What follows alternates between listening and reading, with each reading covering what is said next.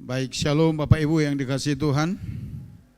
Minggu ini kita berbicara satu tema khusus di bagian pertama ini, yaitu nama Yesus yang berkuasa. Dari Filipi pasal 2 ayat 9 sampai 11. Itulah sebabnya Allah sangat meninggikan Dia, maksudnya Yesus ini, dan mengaruniakan kepadanya nama di atas segala nama. Ayat 10. Supaya dalam nama Yesus bertekuk lutut segala yang ada di langit dan yang ada di atas bumi dan yang ada di bawah bumi, dan segala lidah mengaku Yesus Kristus adalah Tuhan, bagi kemuliaan Allah Bapa. Perhatikan dikatakan Allah meninggikan Dia dan mengaruniakan kepadanya nama di atas segala nama. Firman Tuhan berkata, Bapa di sorga sangat meninggikan Dia. Siapa itu? Yesus Kristus. Dan mengaruniakan kepadanya nama di atas segala nama. Nama yang mana? Nama Yesus. Nama Yesus itu adalah nama di atas segala nama. Names above all name. Kata Alkitab di dalam terjemahan bahasa Inggris. Nama di atas segala nama itu artinya tidak ada lagi nama yang lebih tinggi dari nama itu. Kalau begitu, nama siapa itu yang dikaruniakan kepada Yesus itu? Nama Bapa di sorga sendiri. Itu yang diberikan kepada Yesus. Jadi kalau ada orang bertanya, siapa sih nama Tuhan kita? Siapa nama Bapa di sorga? Namanya itu Yesus. Bukan yang lain. Apa iya Pak? Ya. Kita buka Yohanes 17 ayat 11 dan 12. Dan aku tidak ada lagi di dalam dunia, tetapi mereka masih ada di dalam dunia. Dan aku datang kepadamu, ya Bapa yang kudus, peliharalah mereka dalam namamu, yaitu namamu yang telah engkau berikan kepadaku, supaya mereka menjadi satu sama sepertiga. Perhatikan, ini Yesus yang berkata dalam doanya.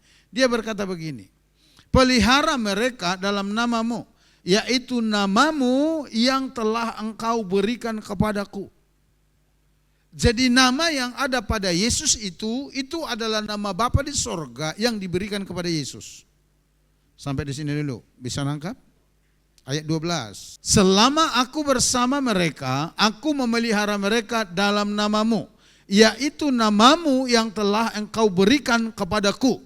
Aku telah menjaga mereka dan tidak ada seorang pun dari mereka yang binasa selain daripada dia yang telah ditentukan untuk binasa, supaya genaplah yang tertulis dalam kitab suci. Perhatikan dikatakan begini, aku memelihara mereka dalam namamu, yaitu namamu yang telah engkau berikan kepadaku. Di dalam doanya ini, khususnya di pasal ini, 2 kali Yesus menyebutkan bahwa nama yang ada pada dia itu adalah nama Bapa di sorga yang telah diberikan kepada dia. Itu sebabnya dalam Filipi pasal 2 itu dikatakan nama Yesus itu adalah nama di atas segala nama. Itu nama paling tertinggi dan nama itu berasal dari sorga. Di dalam kitab Matius dikatakan demikian. Malaikat itu berkata kepada Yusuf, engkau akan menamai dia Yesus, sebab dialah yang akan menyelamatkan umatnya. Jadi nama Yesus itu adalah nama di atas segala nama. Gak ada lagi nama di atas nama Yesus. Karena nama Yesus itu adalah nama Bapa di sorga. Amin. Sekarang ini banyak orang berdebat tentang siapa nama Tuhan. Lalu mulai banyak tafsiran muncul sana sini mengatakan, oh ini, oh ini, oh ini, oh ini. Ada yang berkata Yahweh, ada yang berkata El Shaddai, ada yang berkata El Gibor, ada yang berkata Elohim, ada yang berkata apa lagi? Adonai. Saya mau katakan itu semua gelar. Termasuk nama Tuhan itu gelar. Sebutan Tuhan itu gelar, itu bukan nama, itu gelar. Nama yang sesungguhnya itu adalah Yesus. Nama di atas segala nama. Dan nama itu adalah nama yang berkuasa, Bapak Ibu. Nah, Bapak Ibu, berikut kita akan pelajari beberapa hal terkait dengan kuasa nama Yesus ini. Nah, yang pertama, nama Yesus adalah nama yang mewakili pribadinya. Dalam tradisi Ibrani, nama atau disebut dengan Shem tidak hanya sekedar identitas. Jadi tidak hanya sekedar mengenal pribadi orang itu ketika diberikan nama. Tetapi mewakili pribadi, mewakili karakter, mewakili kuasa dari orang yang memiliki nama tersebut. Ketika Alkitab menyebut bahwa nama Yesus berkuasa, hal itu langsung menunjuk pada otoritas yang ada pada pribadi Yesus sendiri yang diwakili dalam namanya. Next. Kita lihat dulu. Dalam Filipi 2 ayat 9 sampai 11 yang kita baca tadi dikatakan bahwa Allah meninggikan dia, yaitu Yesus, dan mengaruniakan nama di atas segala nama kepadanya. Kepada siapa? Kepada Yesus. Dalam budaya Yahudi, pemberian nama di atas segala nama ini berarti Yesus memiliki otoritas tertinggi. Jadi ketika kita berdoa atau bertindak dalam nama Yesus, berarti kita sedang mengandalkan otoritas dan karya Kristus yang penuh kuasa dan wibawa, bukan sekedar menyebut namanya. Ini yang pertama yang perlu kita ketahui dari nama Yesus yang berkuasa, atau kuasa nama Yesus. Bagi orang Yahudi atau tradisi orang Yahudi, ketika mereka memberikan sebutan nama kepada seseorang, mereka berharap bahwa di balik nama itu ada sesuatu yang terkait dengan orang itu. Mereka mengharapkan paling tidak sesuai dengan arti nama itu, orang itu akan seperti itu. Jadi bagi orang Yahudi tidak berlaku istilah orang berkata apalah arti sebuah nama. Enggak berlaku itu. Karena bagi orang Yahudi, nama itu bukan sekadar identitas, tapi nama itu mewakili pribadi orang yang menyandang nama itu, termasuk kedudukannya, otoritasnya, pengaruhnya, ada di dalam nama itu. Jadi kalau dikatakan nama Yesus adalah nama di atas segala nama, itu artinya Yesus adalah pribadi pemegang otoritas tertinggi di bumi dan di sorga. Itu kata Alkitab. Itu yang Bapak Ibu harus ketahui, harus pahami ketika kita mendengar nama Yesus. Ketika kita berseru dalam nama Yesus. Ketika kita memakai dan membawa nama Yesus, bahwa nama yang saudara sebut itu adalah nama di atas segala nama, di mana segala kuasa di sorga dan di bumi takluk kepada nama itu. Coba kita lihat di dalam Matius pasal 28 ayat 18. Apa Ibu perhatikan ya, katakan demikian. Yesus mendekati mereka di sini para murid, karena peristiwa ini terjadi sebelum pengutusan para murid untuk memberitakan Injil dan sebelum Yesus naik ke sorga. Dan berkata, kepadaku telah diberikan segala kuasa di sorga dan di bumi. Segala kuasa di sorga dan di bumi ada di dalam tangan Yesus. Amin. Bapak Ibu, kenapa perlu kita belajar ini? Kalau saya pakai istilah begini, supaya apa yang telah Yesus kerjakan di kayu salib tidak menjadi sia-sia dalam kehidupan kita. Karena sebenarnya nama itu penuh wibawa, nama itu penuh otoritas, nama itu penuh kuasa, bahkan nama itu sanggup mengadakan dari yang tidak ada menjadi ada, sanggup menghadirkan di mana manusia tidak bisa menghadirkan. Tetapi sering sekali kita, orang-orang yang memakai nama itu tidak mengalami apa-apa dari nama itu. Kenapa? Karena mungkin kita kurang pengertian, kurang pemahaman akan nama itu. Jadi yang pertama yang perlu kita ketahui tentang nama Yesus yang berkuasa, yaitu bahwa nama Yesus itu adalah mewakili pribadinya dan otoritasnya. Yang kedua, ketika kita belajar tentang nama Yesus yang berkuasa, yang kedua itu artinya bahwa nama Yesus berkuasa menyelamatkan. Di dalam Kisah Rasul pasal 4 ayat 12 dikatakan, dan keselamatan tidak ada di dalam siapapun juga selain di dalam Dia. Sebab di bawah kolong langit ini tidak ada nama lain yang diberikan kepada manusia yang olehnya kita dapat diselamatkan. Itu kata firman Tuhan. Next. Dikatakan keselamatan tidak ada di dalam siapapun juga selain di dalam Dia. Di dalam siapa? Di dalam Yesus. Hal ini memberi pengertian bahwa nama Yesus berkuasa menyelamatkan, atau di dalam nama Yesus ada keselamatan. Karena hanya melalui nama dan pribadi Yesus manusia diselamatkan dari dosa dan maut. Hanya di dalam Yesus ada keselamatan. Di luar Yesus tidak ada keselamatan. Bagaimana dengan kepercayaan lain? Ya, saya mau katakan maaf saja, apa boleh buat? Tidak ada keselamatan di sana. Tapi mereka baik, Pak. Iya. Tapi ingat, firman Tuhan berkata kebaikan tidak akan pernah bisa menyelamatkan kita. Tidak akan. Kenapa kebaikan tidak akan pernah bisa menyelamatkan kita? Karena di hadapan Tuhan, kebaikan-kebaikan kita itu hanya seperti kain kotor saja.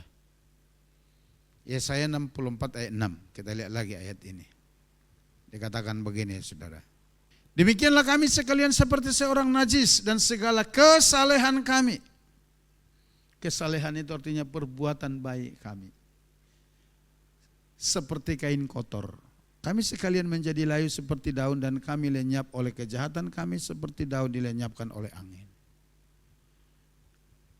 Kebaikan yang kita anggap baik itu, perbuatan yang kita anggap baik itu, bahkan yang kadang-kadang orang berpikir karena perbuatan baiknya itu mereka diselamatkan. Di hadapan Tuhan itu hanya seperti kain kotor saja. Ya, kenapa begitu? Karena cara pandang Tuhan terhadap dosa, kesalahan dengan cara pandang kita itu sangat jauh berbeda. Sangat jauh berbeda. Kita baru bisa mengkategorikan itu dosa kalau orang itu mencuri, kalau orang itu berzina, ya kan?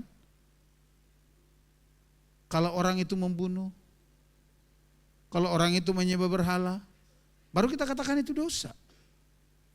Tapi di pandangan Tuhan, dosa itu bukan hanya seperti itu. Di pandangan Tuhan dikatakan demikian. Kamu tahu bahwa hal itu baik, tapi kamu tidak melakukannya, kamu berdosa. Yakobus pasal 4 ayat 17. Jadi jika seorang tahu bagaimana ia harus berbuat baik, tetapi tidak melakukannya, ia berdosa. Saudara tahu sesuatu itu baik, tapi saudara tidak melakukannya, saudara sedang berdosa. Itu kata firman Tuhan.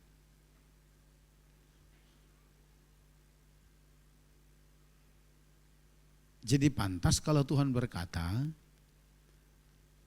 perbuatan baik, kebaikan yang kita anggap baik itu, bahkan kita berpikir, oh dengan hal itu kita bisa diselamatkan, Tuhan berkata itu hanya seperti kain kotor di hadapanku. Karena menurutmu engkau baik, tapi menurut saya belum tentu. Kita coba bandingkan lagi dengan Yakobus pasal 2 ayat 10. Dikatakan begini, sebab barang siapa menuruti seluruh hukum itu, tetapi mengabaikan satu bagian daripadanya, ia bersalah terhadap seluruhnya.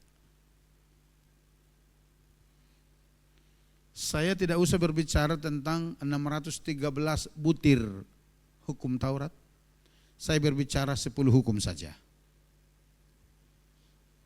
Hukum pertama itu jangan ada padamu Allah lain di hadapanku, kata Tuhan, ya kan?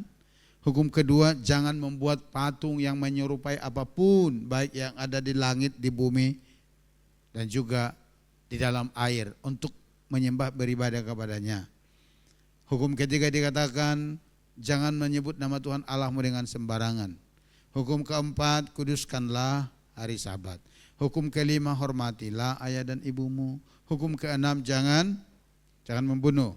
Hukum ketujuh, jangan berzina. Hukum ke-8 jangan bingung kan saudara, jangan mencuri. Hukum 9 jangan bersaksi dusta. Hukum ke-10 jangan mengingini harta orang lain, termasuk bininya. Dikatakan begitu. Saya perhatikan, saudara bisa melakukan hukum ke-1 sampai 8 ditambah dengan hukum ke-10, tapi di hukum ke-9 saudara gagal. Yang dikatakan jangan bersaksi dusta, artinya saudara bohong.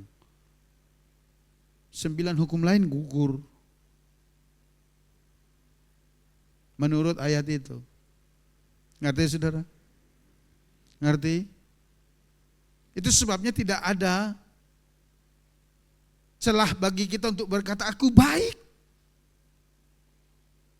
Karena saudara lakukan 9 hukum, satu aja saudara langgar, 9 hukum lainnya rontok. Apalagi kalau kita seringnya melanggar bukan hanya satu hukum, separuh kita langgar.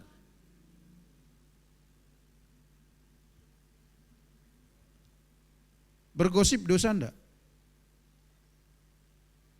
Tapi saudara suka ngegosip. Di mana-mana saudara ngegosip. Di pasar, di mana, apa segala macam. Sehingga orang belum tahu apa-apa tapi di pasar udah rame beritanya. Saudara berdosa loh. Tapi saudara merasa benar saudara. Lalu saudara berpikir saudara akan selamat. Enggak ada ceritanya. Engkau hanya bisa selamat di dalam nama Yesus. Ketika kau datang kepada nama itu, mohon ampun dalam nama itu, mengakui dirimu sebagai orang berdosa, menerima pribadi itu di dalam kehidupanmu dan menyerahkan hidupmu dituntun oleh nama itu, engkau selamat.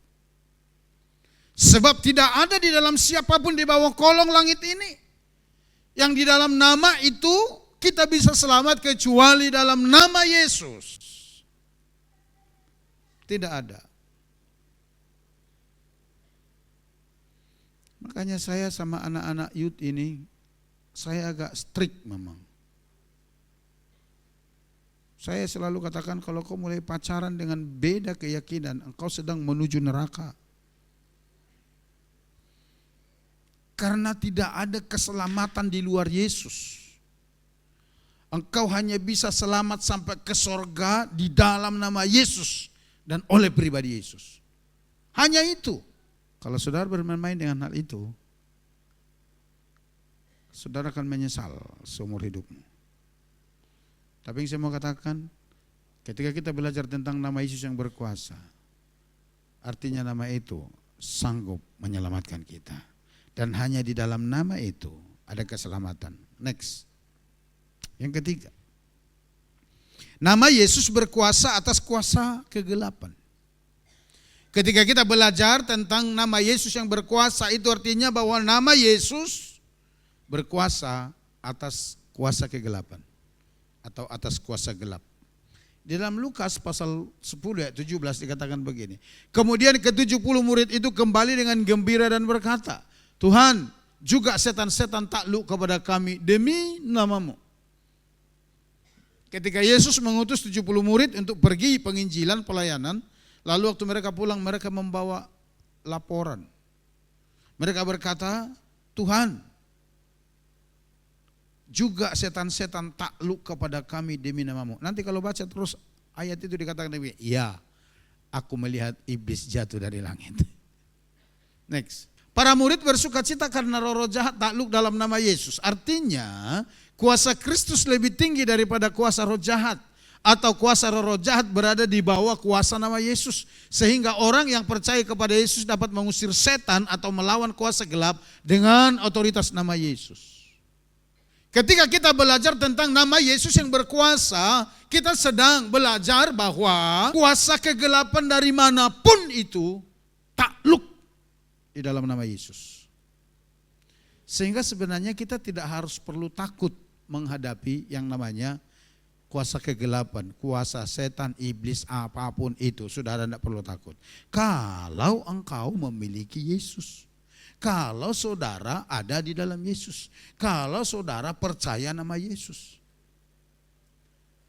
Tapi kalau saudara hanya sekedar tahu tentang nama Yesus, hanya sekedar mendengar, dan nama itu tidak ada di dalam hidupmu dan engkau tidak menyerahkan hidupmu kepada nama itu, ya saudara bisa dirasukin. Tapi kalau engkau percaya kepada nama Yesus dan engkau memiliki nama itu mengalahkan segala kuasa kegelapan. Amin. Nama itu mengalahkan kuasa setan. Setan dari manapun, sehebat apapun itu menurut orang. Ketika kita berhadapkan dengan kuasa nama Yesus, setan takluk dan bertekuk lutut. Di dalam Markus pasal 16 dikatakan, tanda-tanda ini akan menyertai orang percaya kepadaku. Mereka akan mengusir setan demi namaku, dan setan akan lari daripada mereka. Pertanyaannya, kalau saudara berhadapan dengan setan, yang lari siapa duluan? Setannya yang lari atau saudara yang lari? Ini yang saya katakan itu tadi. Kita mungkin tahu tentang nama Yesus, tapi kita tidak mengalami sesuatu yang ada di dalam nama Yesus itu. Karena kita berhadapan dengan orang kerasukan aja, bukan setannya yang lari. Tapi kita berkata, kalau non tidak pergi, aku yang pergi. Kan kebalik, saudara. Makanya kadang-kadang kekristenan kita menjadi kekristenan olok-olokan. Kita disebut orang Kristen, iya, tapi tidak memiliki power, tidak memiliki otoritas. Karena begitu ada orang kerasukan, mana nomor Pak Gembala, mana nomor WA-nya. Mulai chat Pak Gembala. Kalau saudara paham ini, saudara nggak perlu cari Pak Gembala. Karena setiap orang percaya diberi otoritas itu oleh Tuhan. Bahwa setiap orang percaya kepada Yesus, mereka memiliki otoritas nama Yesus. Di mana setan-setan tidak akan berani sama mereka. Amin, saudara ya. Oh ya, anak-anak Yud, kalau ada kawanmu yang kerasukan lagi, tangking sendiri. Ada kuasa dalam nama Yesus. Amin.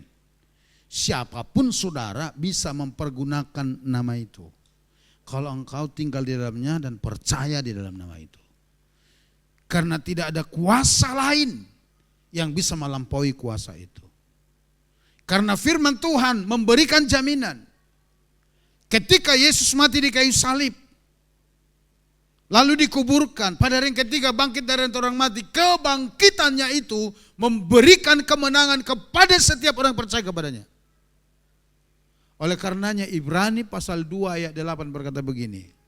Ini ayat ini paralel 3, ada di Mazmur, ada juga di dalam 1 Korintus 15 ditulis ini. Katakan begini.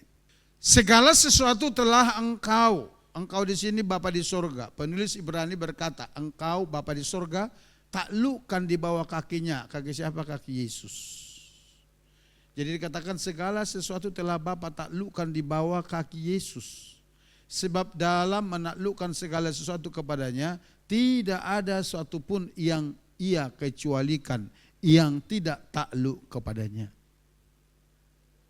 Kalau setan sudah ditaklukkan di bawah kaki Kristus, apa yang perlu saudara takuti lagi? Yesus sudah menang atas setan. Yesus sudah menang atas maut. Yesus sudah menang atas kematian. Lalu suatu waktu setannya muncul untuk menakut-nakuti, memanipulasi saudara melalui orang yang dirasuknya dengan matanya terbalik, hanya yang putih kelihatan ini. Lalu saudara pun mulai ketakutan. Ketakutanmu itulah yang membuat nama Yesus yang berkuasa itu tidak berfungsi dalam hidupmu. Karena engkau lebih percaya tipu daya, tipu muslihat setan daripada kuasa nama Yesus. Tapi saya mau beritahu malam ini, ketika kita belajar tentang nama Yesus yang berkuasa, nama itu berkuasa atas setiap roh jahat. Amin. Saudara tidak perlu takut.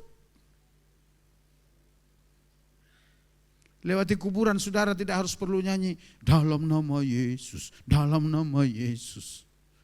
Karena saudara nyanyi karena saudara ketakutan. Lewat aja di situ, di kuburan itu. Mereka katakan begini, kalau ada hantu belau apa sekalian di sini, aku perintahkan kau semua diam. Diam itu. Karena otoritas nama Yesus lebih tinggi daripada kuasa setan manapun. Dan kita berkemenangan atas setiap kuasa itu ketika kita percaya akan kuasa nama Yesus di dalam kehidupan kita. Yang berarti katakan amin. Next. Yang terakhir, yang keempat. Ketika kita belajar tentang nama Yesus yang berkuasa, itu artinya bahwa nama Yesus berkuasa dalam doa. Di dalam Yohanes pasal 14 ayat 13-14 dikatakan demikian. Yesus berkata, dan apa juga yang kamu minta dalam namaku, aku akan melakukannya supaya Bapa dipermuliakan di dalam Anak. Perhatikan, apapun yang kamu minta dalam namaku, aku akan melakukannya, kata Yesus. Jika kamu meminta sesuatu kepadaku dalam namaku, aku akan melakukannya. Next, tapi perhatikan ini. Tapi ini bukan cek kosong untuk semua permintaan. Artinya kita tinggal ngisinya semua mau kita. Bukan itu maksudnya. Melainkan janji bahwa doa yang sesuai dengan kehendak Allah dan dinaikkan dalam nama Yesus akan dijawab oleh Bapa di surga. Jadi kata apapun juga itu tidak berarti semau-mau saudara, sesuai selera saudara, sesuai kedagingan saudara. Bukan itu maksudnya. Tapi yang dimaksud di sana adalah permohonan doa yang saudara naikkan sesuai dengan kebenaran Allah. Amin. Kalau saudara berdoa hanya untuk memuaskan keinginan dagingmu, nafsumu, doamu itu enggak dijawab. Itu kata firman. Coba kita lihat Yakobus pasal 4 mulai ayat 1 sampai ayat yang ketiga. Perhatikan ayat ini ya. Dari manakah datangnya sengketa dan pertengkaran di antara kamu? Bukankah datangnya dari hawa nafsumu yang saling berjuang dalam dirimu? 2. Kamu mengingini sesuatu tetapi kamu tidak memperolehnya. Lalu kamu membunuh, kamu iri hati tetapi kamu tidak mencapai tujuanmu. Lalu kamu bertengkar dan kamu berkelahi. Kamu tidak memperoleh apa-apa karena kamu tidak berdoa. Jadi ada orang tidak memperoleh apa-apa karena mereka tidak berdoa. Oleh karenanya saudara dianjurkan untuk berdoa. Tapi ayat 3 perhatikan. Atau kamu berdoa juga, tapi kamu tidak menerima apa-apa karena kamu salah berdoa. Jadi ternyata ada orang berdoa tapi dia salah berdoa. Sehingga tidak mendapat apa-apa. Doa yang salah itu seperti apa? Ini dia. Sebab yang kamu minta itu hendak kamu habiskan untuk memuaskan hawa nafsumu. Kita berdoa sih berdoa, tapi yang kita minta itu hanya semata-mata untuk kepuasan nafsu kita. Hanya mau memuaskan selera kita. Alkitab berkata doa seperti itu tidak akan mendapat jawaban. Tapi kalau doamu itu dinaikkan sesuai dengan kebenaran Allah, doamu itu akan didengar. Doamu itu akan dijawab. Apalagi kalau saudara minta bebini lagi. Sementara binimu masih hidup. Pasti enggak dijawab deh. Kalaupun itu terjawab, itu saudara sendiri yang jawabnya, bukan Tuhan. Kecuali saudara janda atau duda. Karena ditinggal mati pasangan. Atau saudara janda atau duda karena saudara ditinggal pasangan. Tinggal pasangan ada begini, pasangan saudara yang meninggalkan saudara. Pasangan saudara yang menceraikan saudara. Saudara secara hukum Alkitab, hukum firman, saudara bebas, saudara bisa menikah. Tapi kalau bini masih ada di situ, laki masih ada di situ. Lalu kita tertarik dengan bini orang, laki orang. Lalu kita berdoa, oh kayaknya yang pertama itu bukan kehendak Tuhan, inilah kehendak Tuhan. Pret, itu doa enggak dijawab. Kalau saudara menjawabnya itu saudara sendiri yang jawabnya, bukan Tuhan. Karena itu enggak sesuai dengan kebenaran. Atau saudara berdoa tapi hanya untuk saudara habiskan, untuk hura-hura saudara.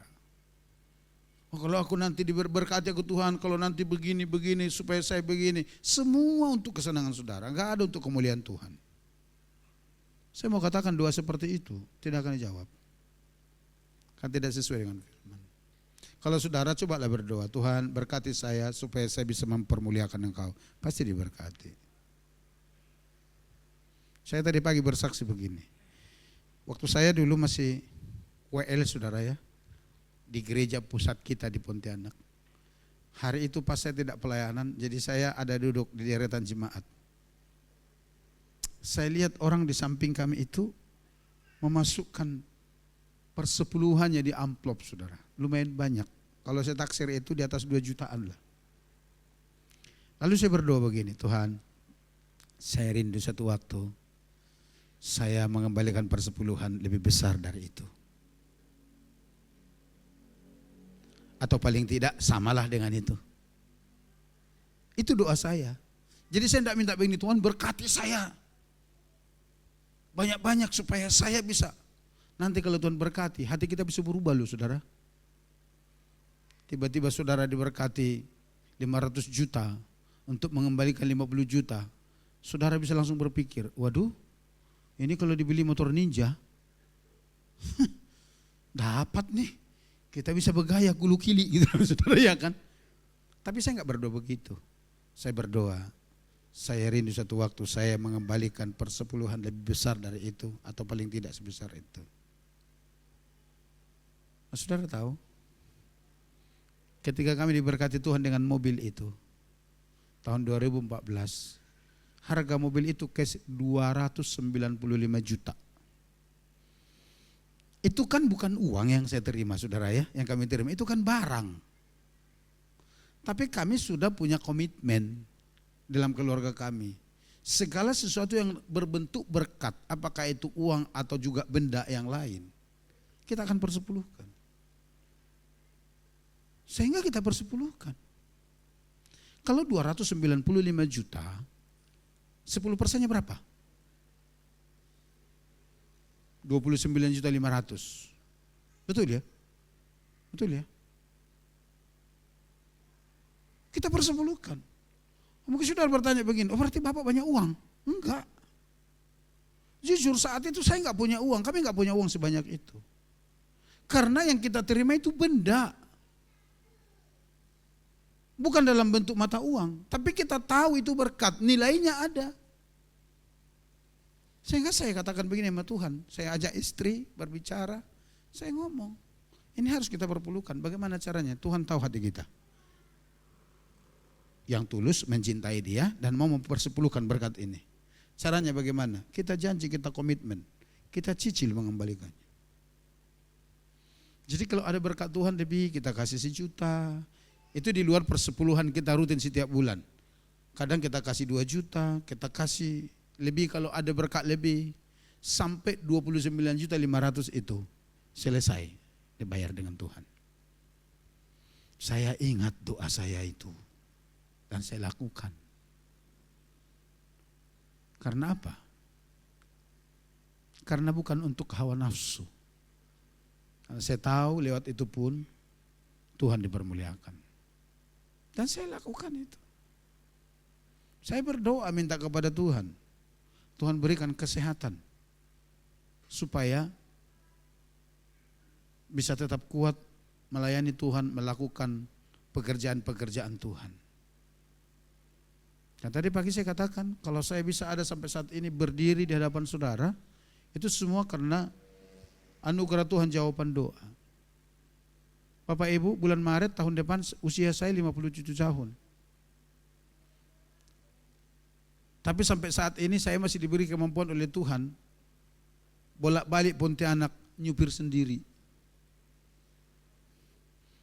Tidak pakai supir cadangan, main tunggal kita. Kemarin kita turun ke Pontianak 10 jam tembus kita. Yang normalnya itu biasanya 13-14 jam. 10 jam kita tembus. Dan saya masih bisa berdiri di sini itu karena anugerah dari Tuhan. Itu karena doa-doa saudara. Dan doa itu dinaikkan di dalam nama Yesus. Yang berarti katakan amin. Yesus berkata, kalau kamu meminta sesuatu kepada Bapa di dalam namaku, aku akan melakukannya. Artinya apa? Artinya kalau kita berdoa, doa kita itu harus dialaskan, harus diakhiri dengan nama Yesus, bukan dengan nama yang lain. Perantara doa kita itu kepada Bapa di sorga, bukan pribadi yang lain seperti yang diyakini oleh yang lain. Tetapi perantaraan kita kepada Bapa di sorga itu adalah Yesus. Di dalam kitab Ibrani dikatakan, Yesus duduk di sebelah kanan Allah Bapa di sorga sebagai pengantara dan pensyafaat kita kepada Bapa di sorga. Jadi kalau saudara berdoa, alaskanlah doamu dalam nama Yesus. Saya biasanya kalau dengar orang berdoa tidak mengakhiri doa dalam nama Yesus, saya tegur itu. Karena Alkitab berkata doa itu harus dialaskan di dalam nama Yesus. Contohnya begini, terima kasih untuk berkat-Mu yang kami terima Tuhan, dalam nama Yesus kami berdoa, amin. Terima kasih untuk kesembuhan dalam nama Yesus kami berdoa, amin. Terima kasih untuk makanan ini, jangan langsung amin. Gak jelas doamu kemana dan di dalam siapa. Kita lihat yang paling terakhir. Kesimpulannya begini, ketika kita belajar tentang nama Yesus yang berkuasa, itu artinya nama itu melambangkan otoritas tertinggi dari Yesus yang telah mati dan bangkit bagi kita. Kalau saudara dengar nama itu, pakai nama itu artinya saudara sedang mempergunakan otoritas dan kuasa tertinggi yang tidak ada tandingannya di surga maupun di bumi. Yang kedua, kuasa itu nyata dalam keselamatan, doa dan peperangan rohani kita. Yang ketiga, orang percaya yang dipanggil untuk hidup, berdoa dan melayani dengan bersandar pada otoritas nama Yesus, bukan pada kekuatan diri sendiri. Nah, ini seharusnya yang harus kita mengerti, pahami dan hidupi. Di mana setiap kita orang percaya dipanggil untuk percaya kepadanya, hidup di dalamnya, melayani dia, melakukan apapun dengan bersandar kepada nama Yesus. Maka saudara akan memperoleh kemenangan, saudara akan memperoleh sukacita, saudara akan mengalami terobosan. Karena nama itu, nama di atas segala nama yang sanggup memberikan kita apa yang tidak dunia bisa berikan. Yang percaya katakan amin. Mari kita datang kepada Tuhan, saudara.